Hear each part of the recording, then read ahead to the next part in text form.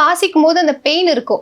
ஒரு மாரி கையில ஷோல்டர் பெயின், ஹேண்ட்ல இருக்கும். சில டைம் இப்பயுமே சரி, இப்பயுமே வாசிக்கும் போது எனக்குன்னு இல்ல, தவில் இன்ஸ்ட்ருமெண்ட் வாசிக்கிற எல்லாருக்குமே அப்படிதான்.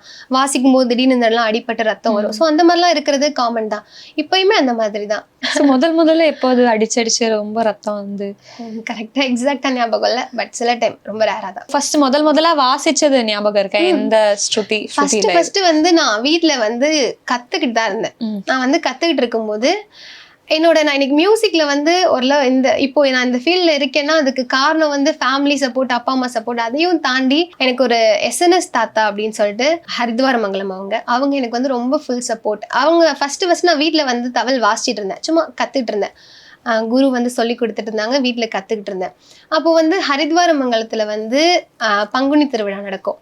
ஸோ அதுக்காக பத்திரிக்கை கொடுக்கறதுக்காக தாத்தா ஒரு டைம் வீட்டுக்கு வந்திருந்தாங்க. வீட்டுக்கு வந்திருந்தப்போ நான் வீட்டில் இருந்து சும்மா வாசிச்சுட்டு இருந்தேன். வாசிச்சுட்டு இருந்ததை பார்த்துட்டு அவங்க தான் சொன்னாங்க, இந்த வருஷம் திருவிழாவில் பாப்பா வாசிக்கணும் அப்படி சொன்னாங்க. அப்படி சொல்லும்போது அப்புறம் ஓகேன்னு சொல்லிட்டு அந்த ப்ரோக்ராம் வாசிக்கிறதுக்காக எனக்கு கொஞ்சம் தயார் பண்ணிக்கிட்டு அப்போ வாசித்தேன். அதுதான் ஃபஸ்ட்டு ப்ரோக்ராம் ஹரித்வாரமங்கலத்தில் வாசித்தேன். அப்போ வந்து தாத்தா ஃபஸ்ட்டு ஒரு டைட்டில் கொடுத்தாங்க, பாலப்பருவ செல்வி அப்படின்ட்டு. ஸோ அது ரொம்ப சந்தோஷமான விஷயம். அதுதான் ஃபஸ்ட்டு ப்ரோக்ராம் எனக்கு.